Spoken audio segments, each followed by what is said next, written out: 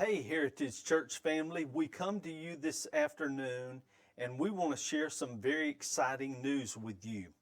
As you've heard over the past several weeks, um, us talking about our missions emphasis as a church body, we just want to take a few moments and explain that to you and give you a little more information than what we have given to you thus far. We want to base our missions emphasis on a couple of scriptures, and those are found in the words of Christ in Matthew chapter 28. Jesus said, "Go ye therefore and teach all nations, baptizing them in the name of the Father and of the Son and of the Holy Ghost, teaching them to observe all things whatsoever I've commanded you."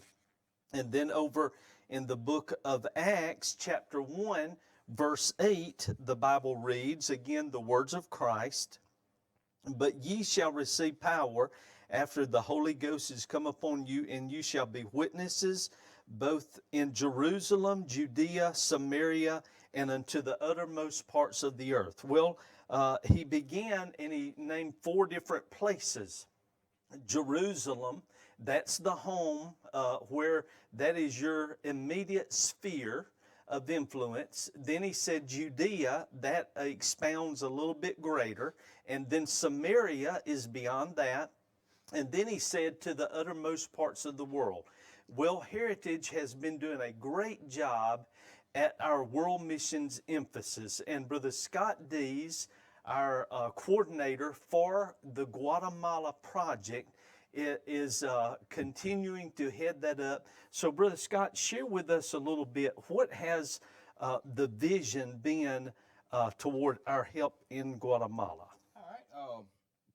Prior to COVID, we had been Heritage for the last 5 to 6 years, have been sending at least one, maybe two teams for 2 different weeks a summer.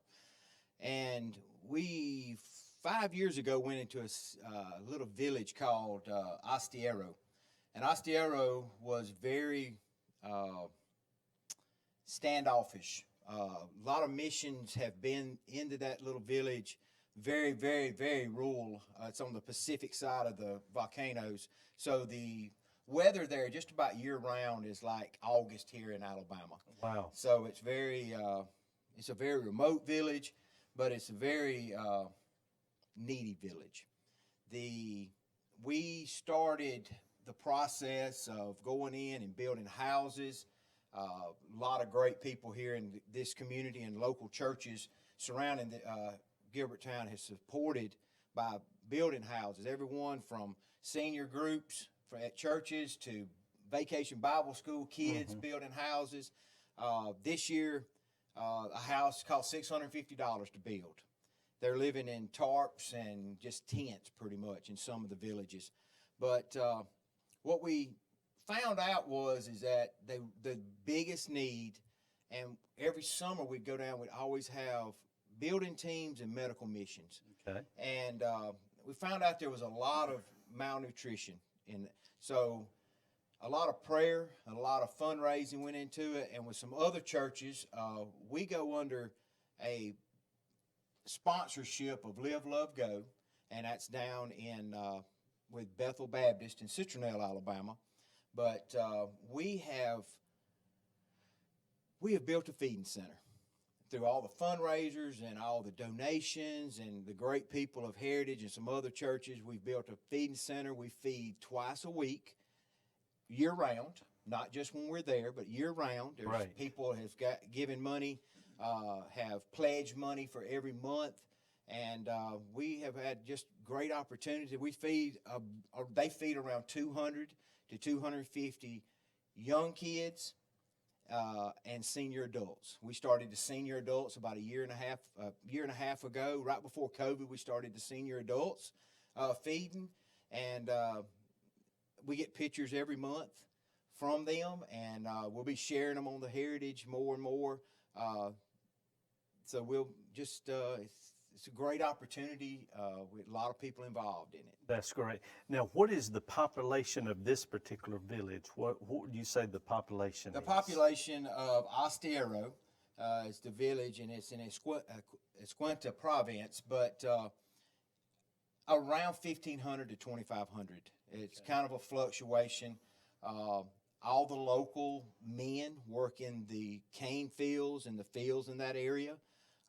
The normal rates around $10 US a day for work. So that works out to about 70 casales, according to what the rate exchange rate is. But around $10 US is what they make. So it's just a opportunity that I have been burdened with, and there's a lot in Heritage, and some of the local churches. Wimberley Methodist Protestant Church is a big sponsor. Hurricane Baptist is a big sponsor. Mr. Chip Phillips' church is a big sponsor of us, and several other churches all have went with us. They always put a team together. We did not get to go last year because of COVID. Right. Because of some safety issues this year with COVID, we have elected not to go, but we're doing fundraisers, working on fundraisers. And still supporting that monthly. Still supporting that monthly, yes, sir. And have had some reach out to me about building houses this year and actually paying some of the locals to help the economy there. Right. Because my personal belief is and that village is not wanting just handouts. They just need a hand up. Right. All right. Right. So we part of the feeding, we help some of the local women there. They cook for the children, so they get some income from that. Right. Okay. So that really helps out economically also with some of the ladies there. Now, in the village. talk to us about, is it Pastor Max that coordinates this? Pastor So it Max. is a coordinated effort. It's Yes, not sir. just Pastor Max is actually a local pastor there that he is our man on the ground in Guatemala. Right. He doesn't speak English very well, and I don't speak Spanish, but through some translation we've learned on the phone, we can communicate. And at least once a month, we're back and forth. Right. And it's not, he's bragging on what's going on for his villages. Right, absolutely. And it's I've had people say, well, I'm sure they're just asking for stuff. They're not. Right. They're just very appreciative. A typical trip, I don't know how detailed I need to get tonight, but a typical trip, we would have work days, 3 to 4 days, and normally on that with a normal group from Heritage and surrounding churches, we would build around 12 to 15 houses a week. Okay. And then we would have medical every day. There's a lot of worms there. That means intestinal worms. Right. So there's a lot of, we have some coordinators in our medical teams. We see probably around 300 patients a day in our medical. Have actually personally seen healings. Had a young child come in, and it was very, very sick. Actually, we had enough service to FaceTime back to the U.S., to Dr. Manning, to Jennifer, and talk to them, and kind of talked about what needed to happen. Right. Got the right prescription to the child, and actually lungs were clear. Thank God. Talking to Jennifer and Dr. K, that baby should have been in ICU if it had been in the U.S. Right. But through prayer, and had one lady that was on our team just said, we need to pray again. We need to pray again. And it was a miracle that I saw. Yes. And I've seen many lives changed. That's why I have a heart for it. Have a lot of Facebook friends in Guatemala that keep me informed of what's going on. Okay. And so that's been great. Okay. And I'm going to come back to you in a few minutes and let you explain one of the fundraisers we've got coming up. Along with our world missions emphasis, we're having, and this is a new a startup for Heritage. Coming alongside of that, Ms. Paula and Mr. Perry Newton are going to head up what we're going to call our home missions emphasis, and that is just as you've heard Scott mention the needs, the many needs in Guatemala, there are needs right here at home as well. And so this is not to overlook Guatemala or to compete with Guatemala. It's to walk hand in hand with our world missions emphasis. So, Ms. Paula, share with us the heart that you and Brother Perry felt at wanting to do some missions emphasis here in Choctaw County. Okay. Yeah, like you said, we certainly were supportive of Guatemala. It's so needed. But just like you've said already, that is a mission field, but there's a mission field right here at home too. Absolutely. Our Right. community, all through our county.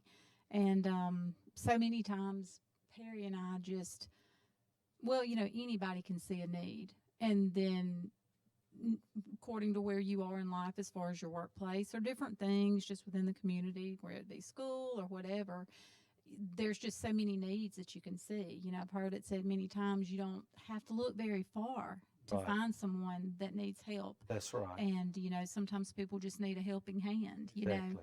And so we've just had a heart through different needs that we've known about personally.